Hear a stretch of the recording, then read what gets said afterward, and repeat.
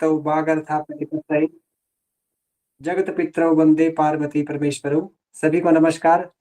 जैसा आप सभी को विदित है कि आज की कक्षा जो आज रखी गई है वो पूर्व के ही विषय पर चर्चा पे आधारित है। आज का विषय रहेगा राशि का परिचय। तो इसके लिए आज हमारे साथ एक विषय के एक्सपर्ट जो आज जुड़े हैं, आचार्य दीप कुमार विशिष्ट शास्त्री, जो हिमाचल प्रदेश के कुल्लू जिला से निवास रखते हैं। महोदय का वर्तमान में एक केंद्र है, केंद्र के माध्यम से ये वहाँ पे सामान्य लोगों से भी मिलते हैं और कक्षाओं का भी महोदय की तरफ से रहता है। वो सामान्य रूप से कोई पढ़ना चाहता है तो वो अपने केंद्र पे ही ये सब उपलब्ध करते हैं। उनके लिए सामान्य रूप से जो ज्योतिष को समझना चाहते हैं तो महोदय के माध्यम से उनके लिए अपने केंद्र पे ही, उनका केंद्र घर पे ही रखा है उनके, तो वहीं पे चलता है और वहीं पे ही कक्षा ली जाती है। वो बीच-बीच में उनके हफ्ते का, कभी 2 हफ्ते का इस तरह से कक्षा रखते हैं वो। तो मैं ज़्यादा लंबा नहीं जाता हुआ महोदय को आमंत्रित करता हूँ, वो मंच पे आएँ और आज का जो विषय है वो उपस्थापन करें। आचार्य दीप कुमार। हरि ओम।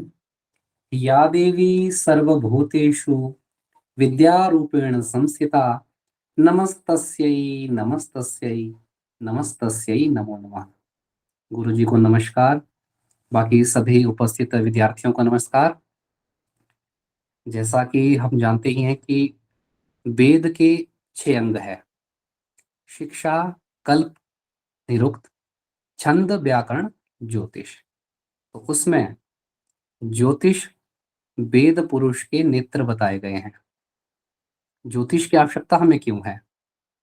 जितने भी हमारे यज्ञ, अनुष्ठान, कर्मकांड, पूजा पाठ इत्यादि जितने भी कर्म होते हैं, उन कर्मों में काल शुद्धि, समय की शुद्धि के लिए ज्योतिष की आवश्यकता हमें रहती है। इसके साथ ज्योतिष के 3 भाग हैं: सिद्धांत, संहिता और होरा। तो आज हम होरा शास्त्र में विदित राशियों के परिचय के बारे में, राशियों के स्वरूप के बारे में बात करेंगे। तो भचक्र आपने जैसे पहले भी पढ़ा होगा, आचार्य पुष्पराज जी ने कुछ पढ़ाया होगा। हम आज अभी आप देख सकते हैं स्क्रीन पे भचक्र के विषय में।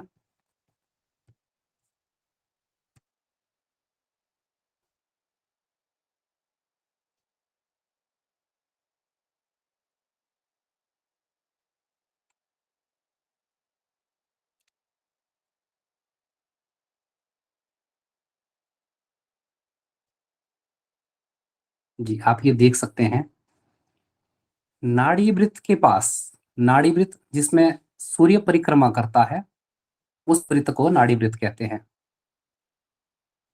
तो नाड़ी वृत्त के पास जो भचक्र अर्थात 360 डिग्री इसका परिमाप है, ये जो गोला आपको दिख रहा है, यह सूर्य की कक्षा, सूर्य जहां घूमता है उसको नाड़ी वृत्त कहते हैं। तो नाड़ी वृत्त के साथ यह जो भचक्र है, ये पूरा गोला है। किसी भी गोले का माप 360 अंश होता है, उसी प्रकार इस भचक्र का भी है। तो इस भचक्र को 12 भागों में बांटा गया है, जिसमें पहला मेष, वृष, मिथुन, कर्क, सिंह, कन्या, तुला, वृश्चिक, धनु, मकर, कुंभ, मीन। यह 12 राशियां हैं। तो राशियों के विषय में हम बात कर रहे हैं। राशियां नक्षत्र के संयोग से, नक्षत्रों के संयोग से राशियों का निर्माण होता है। और राशियों के स्वरूप इनके नाम सदृश होते हैं। जैसे सबसे पहले हम बात करते हैं मेष राशि। यह भचक्र में, जैसे कि हमने कहा कि भचक्र 360 अंश का है, तो उस 360 अंश में शुरू के 0 अंश से लेकर 30 अंश तक जो राशि है वह मेष है। मेष राशि का स्वरूप आकाश मंडल में नक्षत्रों के समूह से, तारों के समूह से जो उस भव चक्कर में 0 से 30 अंश के बीच में जो एक आकृति दिखती है, वह मेढ़ा एक भेड़ के आकार की दिखती है। तो हमारे प्राचीन ऋषि मुनियों ने उसे मेष का नाम दिया। उसी प्रकार जो वृष राशि है, वह इसी भव चक्कर में 31 अंश से लेके 60 अंश तक है। उस 31 से 60 अंश के बीच में नक्षत्रों के समूह से जो आकृति प्रतीत होती है, वह वृषभ अर्थात बैल के सदृश है। इसीलिए हमारे ज्योतिष के प्राचीन आचार्यों ने उस उस भाग को उन नक्षत्रों से जो राशि या जो जैसी आकृति दिखी, उसे वृष नाम दिया। इसी प्रकार अगले 30 अंशों में जो तीसरी राशि है मिथुन, उस मिथुन राशि में आकाश में एक स्त्री और एक पुरुष का जोड़ा दिखाई देता है। इसके साथ अगले 30 अंशों में कर्क राशि, कर्क राशि में केंकड़े के समान आकृति दिखाई देती है, इसीलिए उसे कर्क राशि कहते हैं। आगे सिंह राशि, वैसे ही जो नक्षत्र और तारे उस डिग्री के अंतर्गत आते हैं, उसमें उन तारों की आकृति सिंह के समान है, इसीलिए इसे सिंह राशि कहते हैं। छठी राशि कन्या, कन्या राशि का स्वरूप आकाश मंडल में कुछ ऐसा है कि एक युवती एक नाव में बैठी है, उसके एक हाथ में दीपक है और दूसरे हाथ में धान्य अनाज की फली है। इस प्रकार कन्या राशि का स्वरूप है। उसके साथ तुला राशि, आकाश मंडल में तुला राशि के स्वरूप में एक श्वेत वस्त्रधारी कोई पुरुष हाथ में तराजू लिए हुए है। तो हमारे जो ऋषि मुनि हैं, उन्होंने क्या किया कि जो श्वेत वस्त्रधारी पुरुष है वो उतना स्पष्ट नहीं दिखता है, इसलिए उसको गौण करके जब भी हम तुला राशि का सिंबल देखते हैं तो उसमें सिर्फ एक तराजू है। इसके आगे वृश्चिक राशि, वृश्चिक राशि अपने नाम के सदृशी एक बिच्छू है जो कि तीक्ष्ण डंक को लिए हुए है। इसके आगे धनु राशि, धनु राशि में एक इंसान है, एक जो आकृति है उसमें एक इंसान आधा धड़, पेट से ऊपर का जो हिस्सा है वह एक इंसान का है जो हाथ में धनुष लिए है, और पेट से नीचे का हिस्सा अश्व का है। इस प्रकार धनु राशि का स्वरूप है। 10वीं राशि है मकर, इस राशि के स्वरूप में हिरण के मस्तक के समान, ये पूरा मगरमच्छ तो है, दिखने में आकृति में मगरमच्छ ही होता है, पर उसका मस्तक हिरण के समान है और इसका नाम मकर है।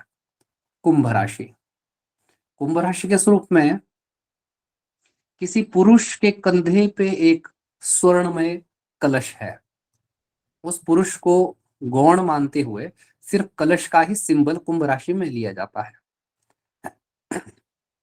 इसके आगे मीन राशि, मीन राशि दो मछलियों की आकृति है जिसकी परस्पर पूंछ, एक मछली की पूंछ दूसरे के मुंह में, दूसरे की पूंछ पहले वाले के मुंह में, इस तरह से है। तो ये स्वरूप है 12 राशियों के, जो इस भव चक्कर जॉडिक साइन भी इसको कहते हैं, इस भव चक्कर में विद्यमान है।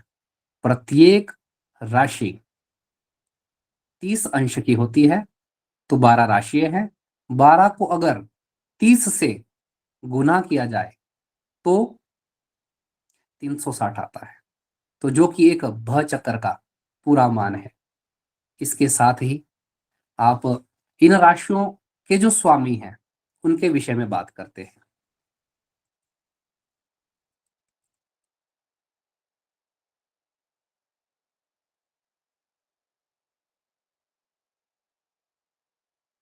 जैसे आप देख पा रहे हैं, जी। मेष राशि, मेष राशि और वृश्चिक राशि का स्वामी मंगल है। वृष और तुला का स्वामी शुक्र है। परीक्षा की दृष्टि से यह प्रश्न आ सकता है।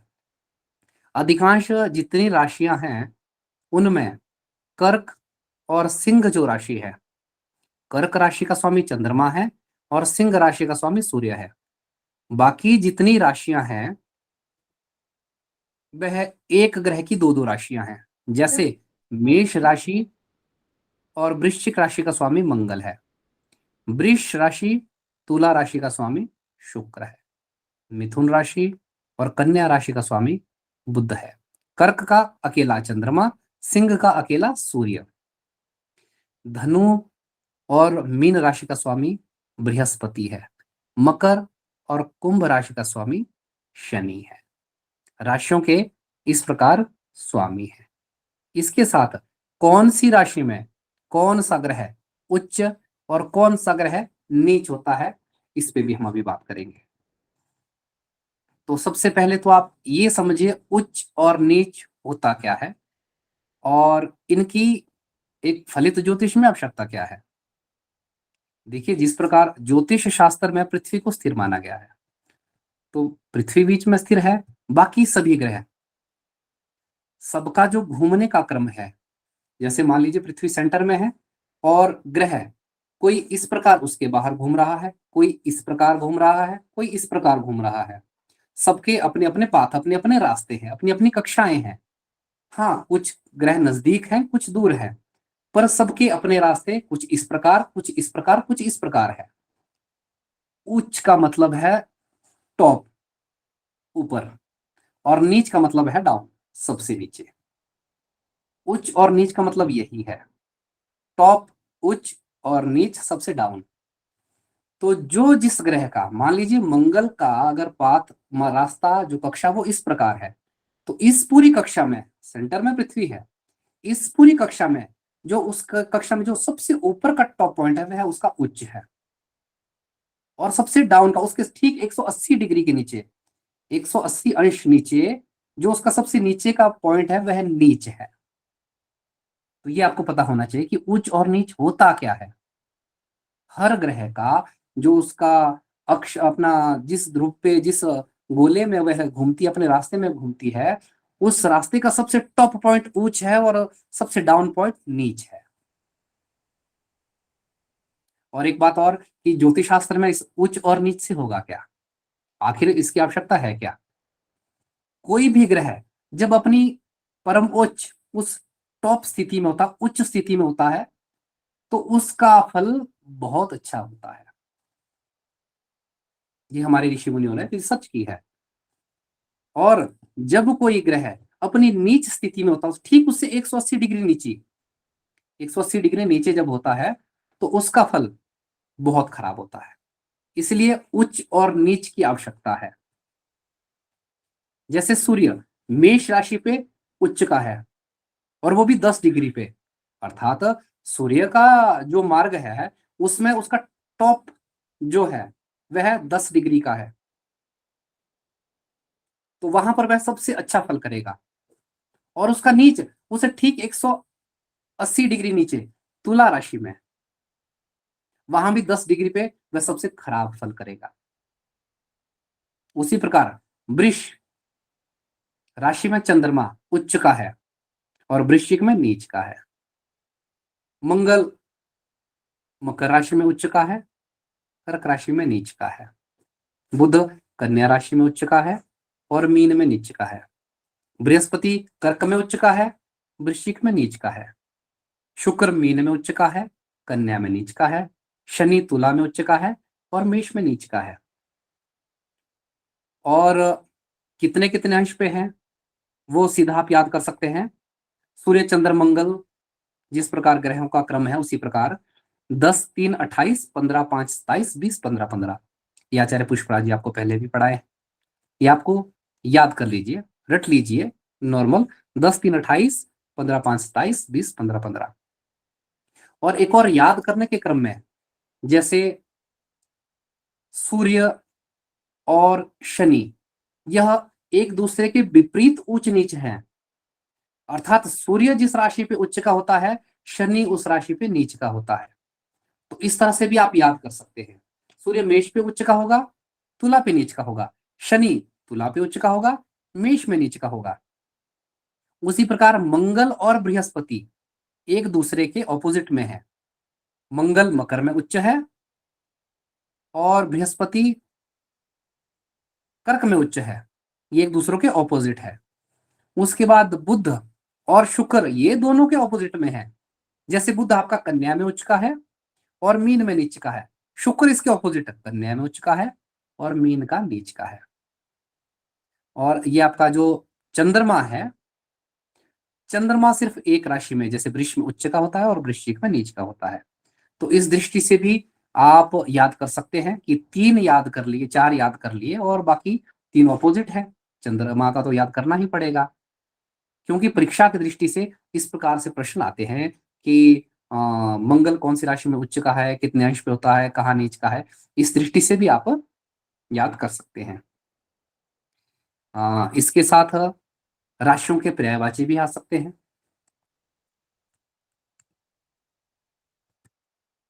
कि किस राशि का पर्यायवाची नाम क्या है। तो जैसे आप देख सकते हैं, अगर मान लीजिए प्रश्न आ गया कि क्रिय करके राशि है, तो वो कौन सी राशि है, या विश्व करके राशि है या उक्ष करके राशि है, तो कौन सी राशि का ये पर्यायवाची शब्द है। तो यहाँ आप देख सकते हैं मेष राशि के कुछ पर्यायवाची है। मेष राशि को अजह, विश्व, क्रिय, तुम्बर कहते हैं। उसी प्रकार से वृष राशि है, उसको उक्ष, गौ, तांबुरु कहते हैं। मिथुन राशि को द्वंद्व, ऋगम, जूतुमम, यमम, युगम, तृतीयम भी कहते हैं। और कर्क राशि के पर्यायवाची है कुलीरः, कर्काटकः, कर्कटः। इस प्रकार फिर सिंह राशि के पर्यायवाची है कंठीरवः, सिंह, मृगेंद्रः, लेयः। कन्या राशि के पर्यायवाची पाथोनः, कन्या, रमणी, तरुणी। इस प्रकार तुला राशि का पर्यायवाची तौली, बणिक, जूकः, तुला, घटः। उसके बाद आपका वृश्चिक राशि के पर्यायवाची कीटः, कौर्पी, वृश्चिकः, अष्टमम, अलिहि। धनु राशि का पर्यायवाची धन्वी, धनुः, चापः, शरः। मकर राशि का पर्यायवाची मृगः, मृगास्यः, मकरः, नक्रः। इसके साथ कुंभ राशि का पर्यायवाची कुंभः, घटः, तोयधरः। मीन राशि का पर्यायवाची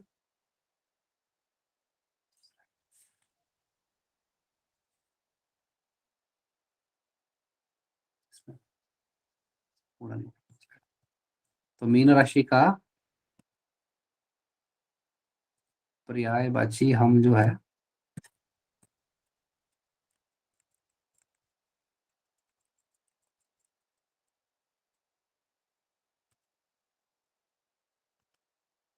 ऊपर नहीं आएगा, कोई नहीं।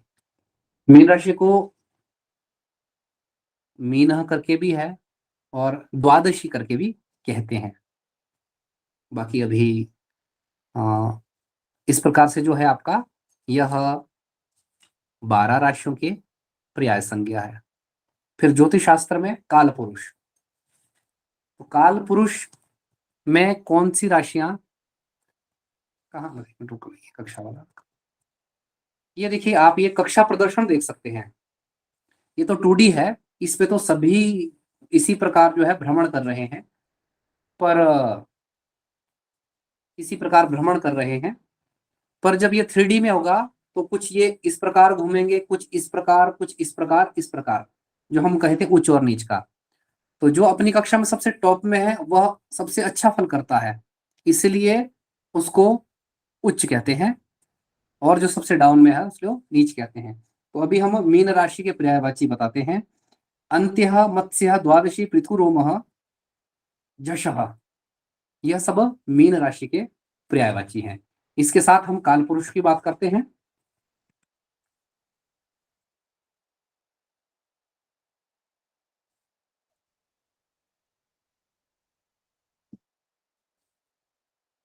तो काल पुरुष जो है उसमें राशियां कहाँ कहाँ निवास करती है। कालंगानि ब्रांगम आननम उरु, इस प्रकार से वर्णन है। तो काल पुरुष में मेष राशि मस्तक में निवास करती है, वृष राशि मुख में, मिथुन कंठ में, और कर्क राशि हृदय में, सिंह राशि उदर में, कन्या राशि नाभि प्रदेश के आसपास, तुला राशि हमारा जो बेल्ट वाला हिस्सा है, वृश्चिक राशि हमारे गुप्त स्थान में, धनु राशि हमारे पट्ट वाला हिस्सा जो है ये, मकर घुटने में, कुंभ राशि काब्ज जो हमारी पिंडलियां हैं, और मीन राशि हमारे पैरों में विराजमान होती है। तो काल पुरुष में इन राशियों को क्यों बिठाया गया? अब जिस प्रकार मैंने पहले भी उच्च नीच के बारे में बताया उसी प्रकार बताता हूं। मान लीजिए,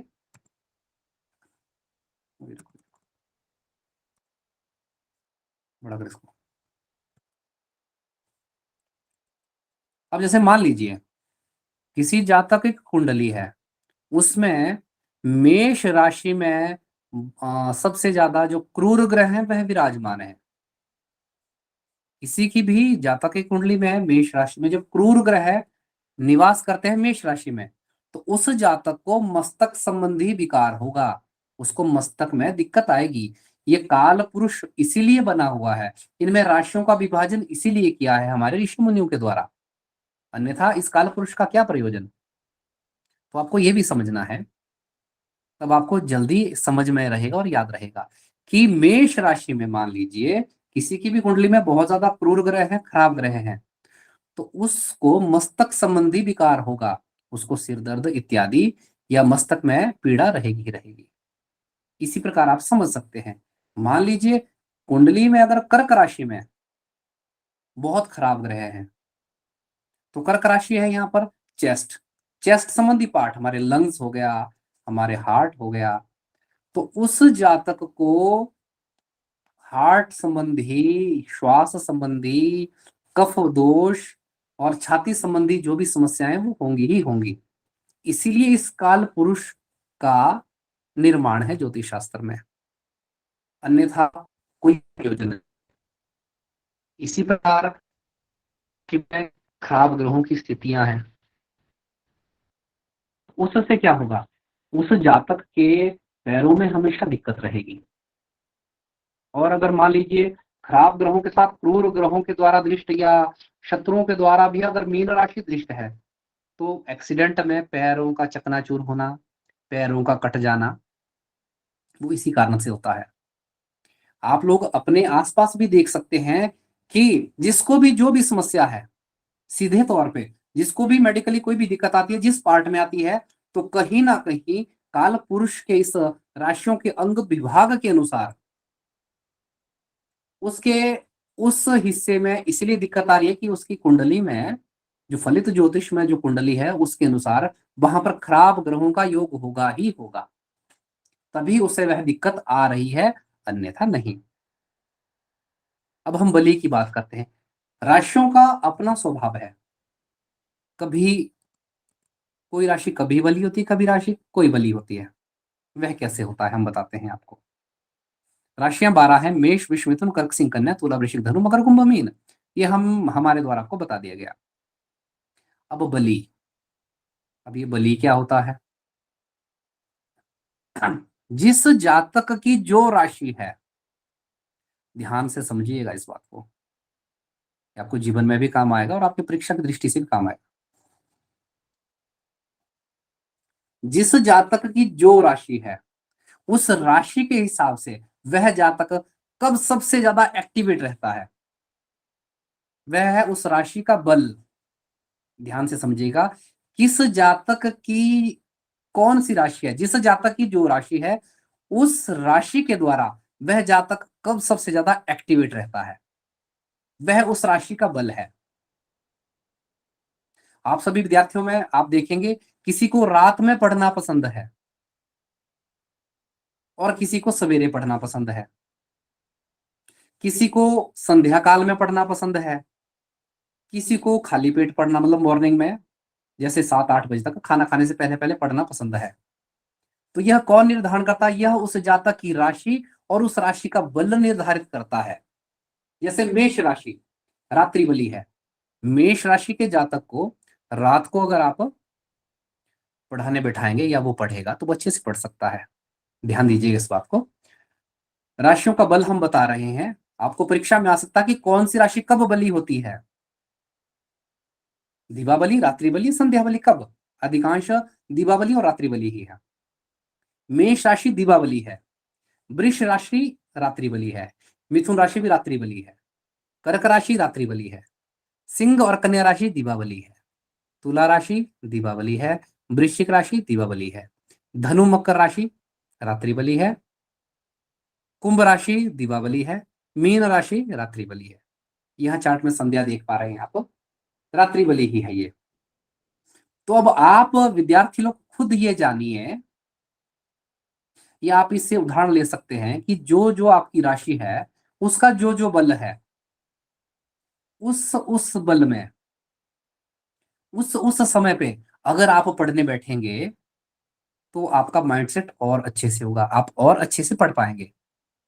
इसका अभिप्राय ये नहीं कि और समय में नहीं पढ़ना है, और समय में भी पढ़ना है, पर इस वक्त भी आप अगर ट्राई करेंगे तो आपके लिए और अच्छा होगा, क्योंकि उस वक्त आपकी राशि भी आपको बल देगी। इसके साथ जैसे हमने बल बताया उसी अनुसार इन राशियों का कुछ स्वभाव भी है। स्वभाव 3 प्रकार के हैं राशियों के, एक है चर, एक है स्थिर और एक है द्विस्वभाव। चर माने कभी भी स्थिर नहीं होना। अब ये भी आप समझिए, ये भी बहुत काम का विषय हम आपको बता रहे हैं। जो स्वभाव है, जिस राशि का जो स्वभाव होता है वैसे ही उस जातक का स्वभाव होता है। जिस राशि में जो जातक उत्पन्न हुआ वैसा ही स्वभाव उस इंसान का होगा ही होगा। अब स्वभाव 3 प्रकार के आप लोग खुद देख लीजिएगा, आप अपने जीवन में भी इसको कर सकते हैं तो आपको याद रहेगा। अधिकांश, ज्यादा नहीं तो आपकी जो जो राशि है उसका स्वभाव तो आपको याद होगा ही, क्योंकि आप उस स्वभाव में जीते हैं। तो देखिए, यह स्वभाव कुछ इस क्रम में है, आपको जल्दी याद हो जाएगा। 3-3 राशि का जोड़ा बना लीजिए, मेष वृष मिथुन, कर्क सिंह कन्या, तुला वृश्चिक धनु, मकर कुंभ मीन। 1 2 3, 1 2 3, 1 2 3 और 1 2 3। तो स्वभाव कैसे हैं? चर, स्थिर, द्विस्वभाव। मेष वृष मिथुन 1 2 3। फिर अगला कर्क सिंह कन्या, चर स्थिर द्विस्वभाव 1 2 3। तुला वृश्चिक धनु, चर स्थिर द्विस्वभाव 1 2 3। मकर कुंभ मीन, चर स्थिर द्विस्वभाव 1 2 3। तो मेष, कर्क, तुला और मकर राशि वाले राशि का स्वभाव क्या है? इन लोगों को डिसीजन मेकिंग में समस्या रहती है, क्योंकि स्वभाव क्या है, यह राशि है। इन लोगों को डिसीजन मेकिंग में थोड़ा अच्छा है। हाँ, ये कर सकते हैं, डिसीजन में बहुत समस्या आती है। और जो स्थिर स्वभाव वाली राशि, सिंह राशि, वृश्चिक राशि और कुंभ राशि, यह राशियां हैं।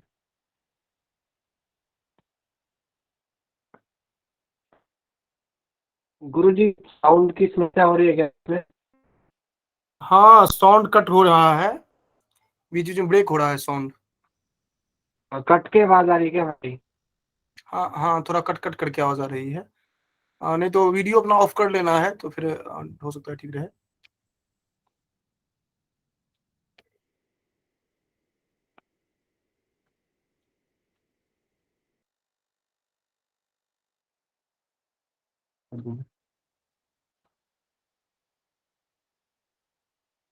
वीडियो ऑफ कर लेना है अपना वाला, तो हो सकता है जो कि ठीक रहे।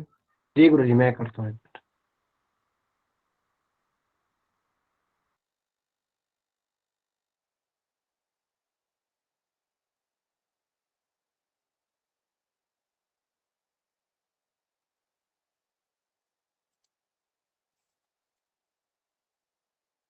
अभी गुरु जी साउंड ठीक है हमारा? आवाज सही है? आप बिल्कुल है। जी धन्यवाद। जी जी, तो हम बात कर रहे थे राशियों के स्वभाव के बारे में। तो देखिए, पहले शायद कुछ व्यवधान रहा ध्वनि का, तो उस के लिए हम दीपावली रात्रिवली फिर से पढ़ा देते हैं।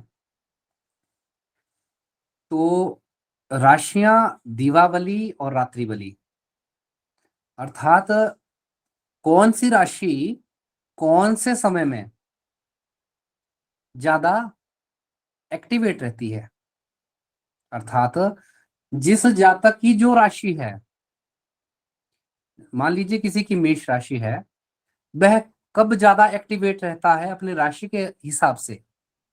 जैसे आप चार्ट में देख पा रहे हैं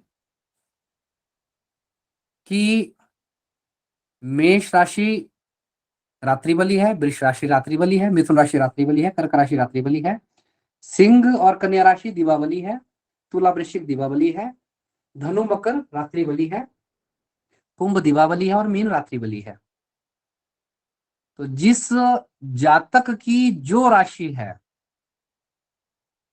उसकी राशि उस समय में सबसे ज्यादा प्रभावी रहती है। अर्थात जैसे किसी की राशि मिथुन राशि है, उसकी जो राशि है वह रात्रि को ज्यादा बली रहती है। तो अगर मिथुन राशि के लोग, मिथुन राशि के जातक अगर रात में पढ़ें तो वे बहुत अच्छे, पर इस और समय में भी पढ़ाई करनी ही है। और जैसे वृश्चिक राशि के लोग हैं या तुला राशि के हैं, कन्या राशि के, सिंह राशि के हैं, तो वह उनकी जो राशि है वह दीपावली है, तो वह दिन में अच्छे से पढ़ाई कर सकते हैं। पर वही बात, इसका अभिप्राय ये नहीं कि रात को नहीं पढ़ना है, रात को भी पढ़ना है। इसी के अनुसार अभी हम स्वभाव के बारे में बात करते हैं। स्वभाव तीन प्रकार के ही होते हैं: चर, स्थिर, द्विस्वभाव। तो किस राशि का कौन सा स्वभाव है, ये ध्यान से सुनिएगा विद्यार्थियों, क्योंकि आपकी भी कोई ना कोई राशि होगी। इस तरह से आपको याद भी हो जाएगा, ये प्रश्न आपको तुरंत याद हो जाएगा कि परीक्षा में आएगा कि कौन सी राशि की कौन सा स्वभाव है, बताएं। ऑप्शन 4 होंगी, वो आप जानते ही होंगे जो भी होगी। तो इसको याद कैसे करना है, देखिए आपको तीन तीन राशि का जोड़ा बनाना है क्रम से। मेष वृष मिथुन एक जोड़ा, कर्क सिंह कन्या एक, तुला वृश्चिक धनु एक, मकर कुंभ मीन एक, 1 2 3 1 2 3 1 2 3 1 2 3। और इनके स्वभाव कैसे हैं? मेष वृष मिथुन चर स्थिर द्विस्वभाव 1 2 3। फिर अगला जोड़ा भी कर्क सिंह कन्या चर स्थिर द्विस्वभाव 1 2 3। तुला वृश्चिक धनु चर स्थिर द्विस्वभाव 1 2 3। इसी प्रकार अगला जोड़ा। अब देखिए, जो जातक मेष, कर्क, तुला और मकर राशि के हैं, इनका जो स्वभाव है वह चर, चर अर्थात चरना। इनकी बुद्धि कभी यहां चलेगी, कभी वहां चलेगी, कभी वहां चलेगी, कभी वहां चलेगी। डिसीजन लेने में ऐसे जातकों को प्रॉब्लम आती है। यह राशिगत स्वभाव है। तो जिस राशि का जो स्वभाव है वह उस राशि के जातक के ऊपर होगा ही होगा। जो मेष राशि का जातक है उसका स्वभाव चर ही होगा, डिसीजन लेने में समस्या आएगी ही आएगी। यह राशि का स्वभाव है। उसके बाद वृष राशि, सिंह राशि, वृश्चिक राशि और कुंभ राशि, इन राशियों का स्वभाव स्थिर है। तो ऐसे जातक, स्त्री पुरुष कोई भी हो सकता है, जातक में दोनों आ गए, वह रियल में असली डिसीजन मेकर होते हैं। उनका डिसीजन बहुत ही स्ट्रांग होता है। ऐसे लोग ग्रुप में अगर डिस्कशन करते हैं तो उनके कहे हुए शब्दों को मान्यता दी जाती है और वह झूठ भी इतना कॉन्फिडेंस से बोलेंगे कि सामने वाला सच मान लेगा। तो यह स्थिर स्वभाव वाले जातक होते हैं। स्थिर स्वभाव की राशियां जिन जातक की है, जैसे आपकी स्थिर आ गई वृष, सिंह, वृश्चिक और कुंभ, एक तरह से धांसू पर्सनैलिटी होती है राशि के स्वभाव के कारण। और तीसरा, पर इसका अभिप्राय ये नहीं है कि जो चर राशि वाले हैं उसकी उनके व्यक्तित्व में या पर्सनैलिटी में कोई कमी है, सिर्फ स्वभाव हम बात कर रहे हैं।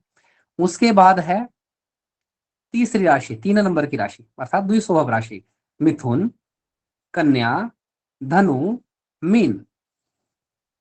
इन राशि के जो जातक हैं, वह जातक अपनी बात को अच्छे से डिस्प्ले, मतलब सामने अच्छे से प्रदर्शित नहीं करवाते हैं। एन समय पर अपनी बात को एक्सप्लेन करने में समस्या आती है।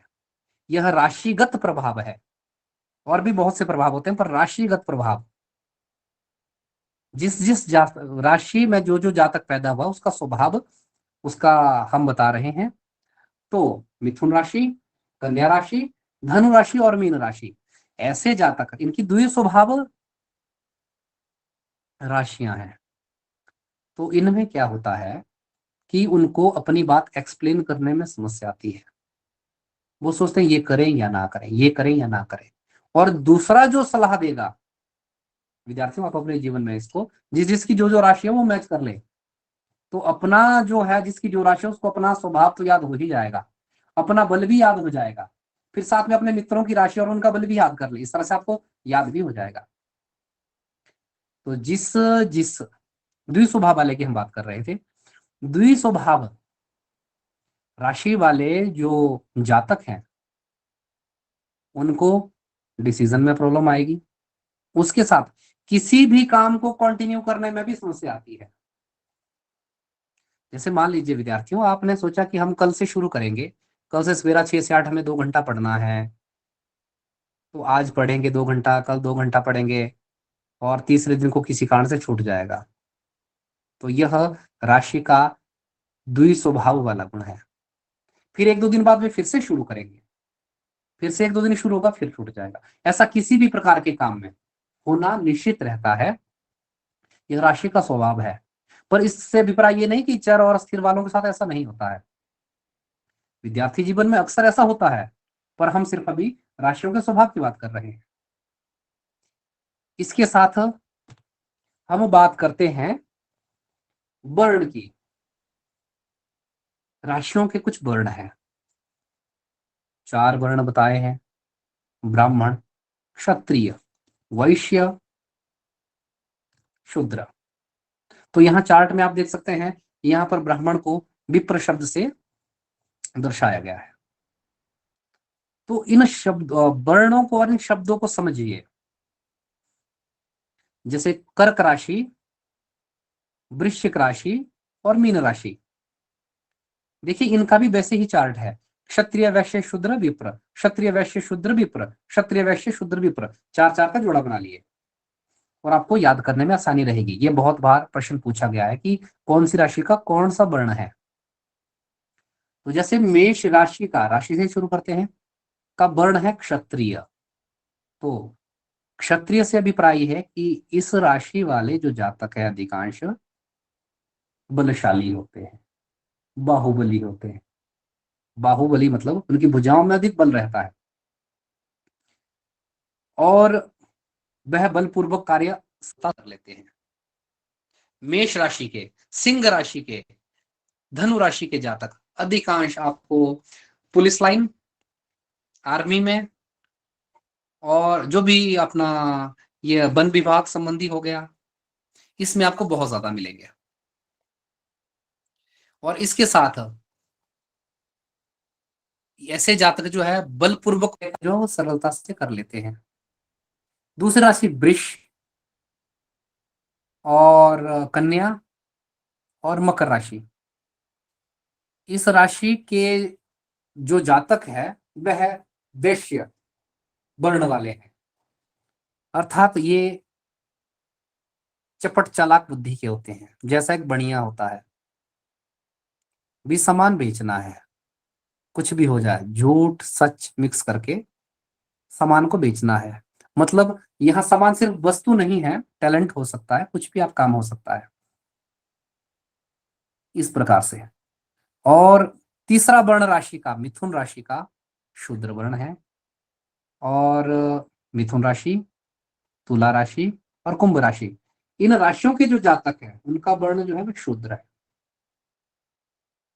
ऐसे इंसान हमेशा दूसरों की सेवा करने में खुश रहते हैं।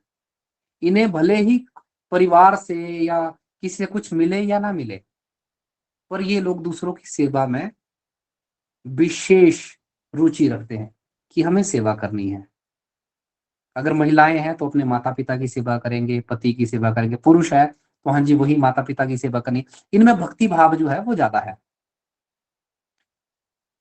और चतुर्थ वर्ण कर्क, वृश्चिक और मीन, यह विप्र वर्ण वाली राशियां, अर्थात विप्र ब्राह्मण वर्ण वाली राशियां हैं।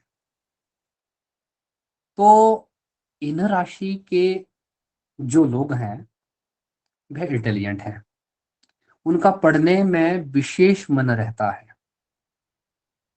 इसलिए इन राशियों वाले लोग अधिक एजुकेशन क्षेत्र में ज्यादा क्षेत्र में, मतलब ये बहुत जल्दी किसी सब्जेक्ट को अडॉप्ट कर लेते हैं, उसको समझ लेते हैं, एक्सेप्ट कर लेते हैं। पर बात वही है, इसका अभिप्राय ये नहीं है कि जो बाकी राशियां हैं, क्षत्रिय वैश्य शूद्र, वो नहीं कर सकते। यह एक राशि का स्पेशल गुण है, एक स्पेशल वेद है, जिस कारण जो है यह जातकों में जाता ही जाता है। जैसे हमने अभी भी बताया कि जो जो जातक, जिस जिस आप याद करें इनको अच्छे से, 4 4 का जोड़ा, 3 का जोड़ा, इस प्रकार है, इजीली आप याद कर सकते हैं। तो जैसे बताया गया, पहले हमने इसमें बताया आपका कि कौन सी बली है, दीपावली है या अत्रोबली है। उसके बाद हमने बताया कि चर स्थिर द्विस्वभाव। आपने भी अगर मेजरमेंट किया होगा तो आपका स्वभाव कैसा है वो आपकी राशि के अकॉर्डिंग है। फलित ज्योतिष में इसका विशेष स्थान है। और वर्ण भेद, वर्णों में ऐसा है कि आपका स्ट्रक्चर, आपकी बुद्धि किस प्रकार रहेगी, वह भी आपको इसमें बताया गया। ये आप जरूर करें। इसके साथ ही जो ऊंच नीच का बताया गया है, तो जो जो ग्रह जिस जिस राशि में होगा, जितने अंश पे, उसका उस प्रकार का प्रभाव रहेगा। और आप आपको पढ़ाया होगा आपके ग्रहों के बारे में भी, कि जिस जिस राशि का जो जो स्वामी है, उस ग्रह के अनुसार भी उस जातक में गुण होते हैं। जैसे मेष राशि है, मेष राशि का स्वामी, मेष और वृश्चिक का स्वामी मंगल है। तो मंगल का जो स्वभाव है वह उन जातकों में होगा। मंगल जो है आपका भूमि पुत्र कहते हैं, अर्थात प्रॉपर्टी संबंधी और लकड़ी संबंधी, उसका स्वामित्व मंगल करता है। तो जितने भी बड़े बड़े प्रॉपर्टी डीलर होते हैं और जो बड़े बड़े लकड़ियों का, कारपेंटर का काम करते हैं, उनका मंगल अधिकांश स्ट्रॉन्ग रहता ही है। उसके बाद शुक्र, वृष तुल्य शुक्र, वृष और तुला का स्वामी शुक्र है उन राशियों का। तो जिनकी भी वृष और तुला राशि है, ऐसे जातक शुक्र के कारण, शुक्र लग्जरी लाइफ देता है, धन, वैभव, ऐश्वर्य, भोग विलास, यह शुक्र देता है। मिथुन कन्या के बुध, मिथुन और कन्या राशि का स्वामी बुध है।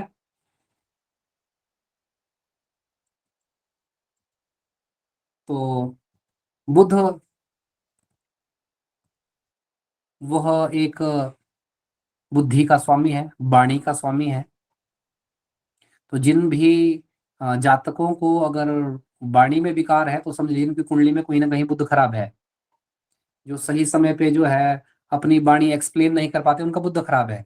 क्योंकि जैसे हमने बताया भी, चर स्थिर द्विस्वभाव, तो द्विस्वभाव वाली राशि मिथुन भी है और कन्या भी है, उनका स्वामी बुध ही है।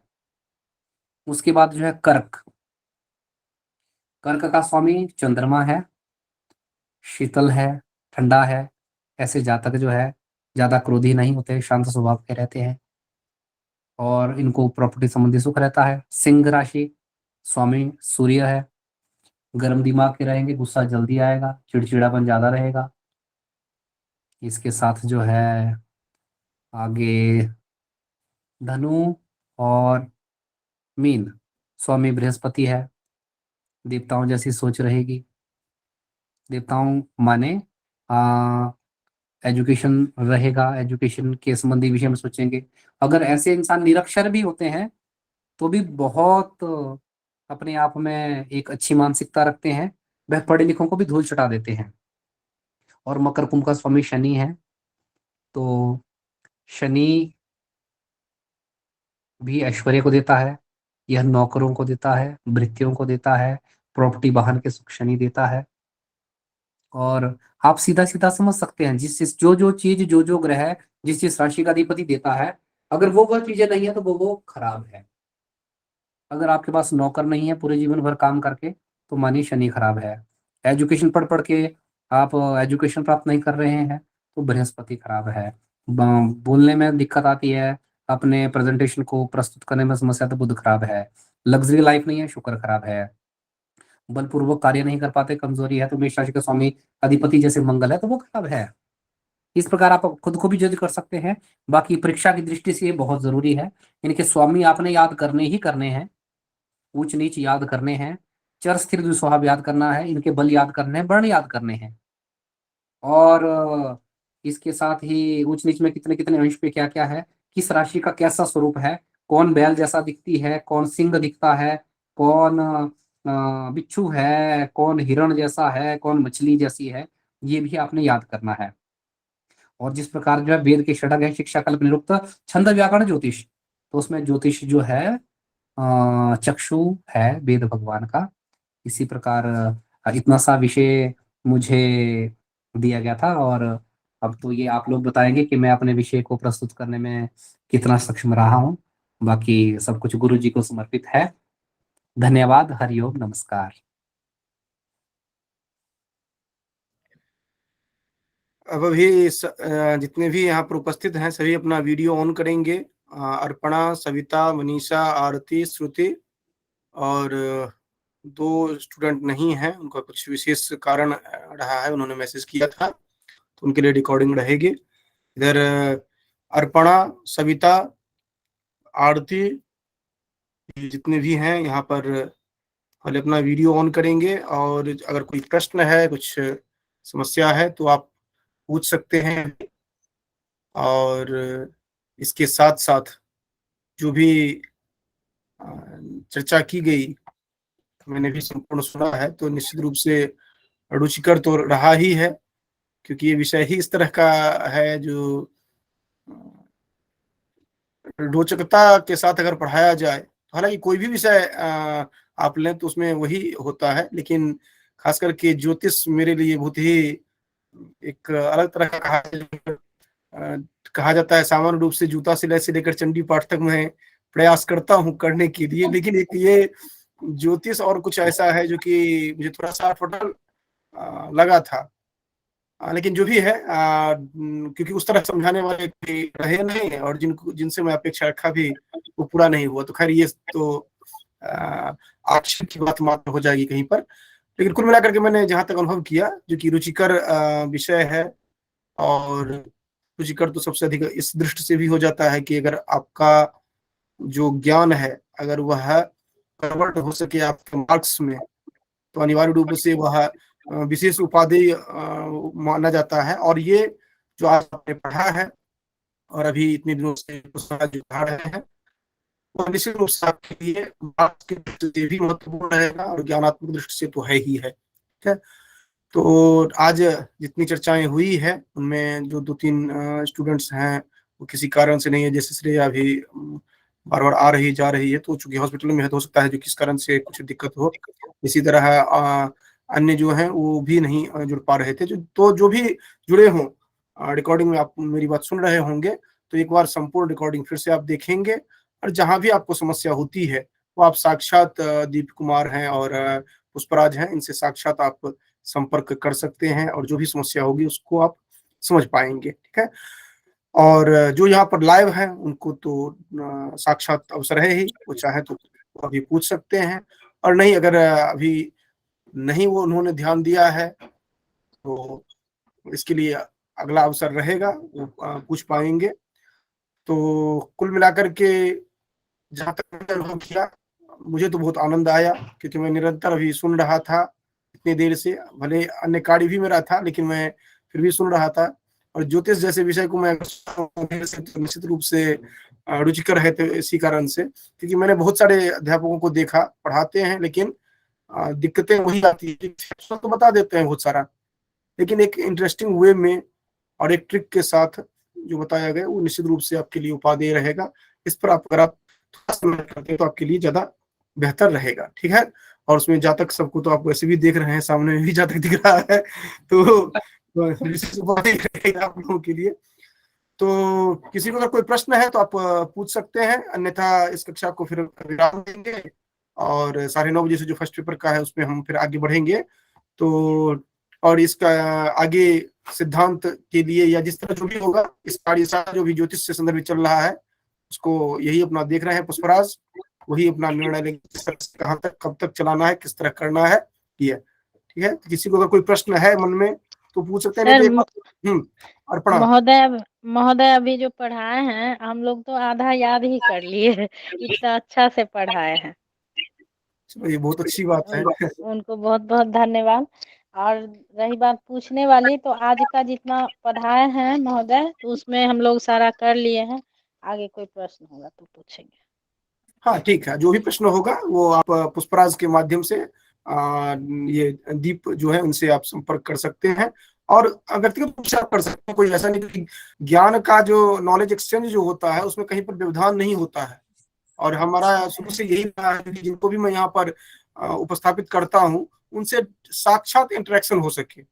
आगे चल करके भी ज्योतिष कक्षा में ही आप देखेंगे जो कि हम कुछ विद्वानों को लाएंगे, उनको क्यों सुनेंगे क्योंकि वो सब वरिष्ठ रहेंगे, लेकिन उनके साथ भी अगर उनसे भी कोई आपका जिज्ञासा आपको है तो साक्षात आप उनसे संपर्क कर सकते हैं। तो ये इस कमिटमेंट के साथ ही यहाँ इस प्लेटफॉर्म पर कोई आते हैं, तो ये चीज है। तो क्योंकि जो भी आप जानना चाहते हैं वो साक्षात आपसे पूछते हैं तो उसका अलग महत्व होता है। मुझसे आप पूछेंगे तो मैं अगर दीप कुमार की बात मैं आपको समझाऊंगा तो नहीं समझा पाऊंगा, लेकिन अगर आप साक्षात अगर चर्चा करते हैं जो आपका प्रश्न है आप पूछ पाएंगे और दीप कुमार जो है वो बता पाएंगे या पुष्पराज आपको बता पाएंगे, ये चीज रहेगा। तो इस तरह है, तो जिनको जो भी समस्या हो आप साक्षात चर्चा कर पाएंगे।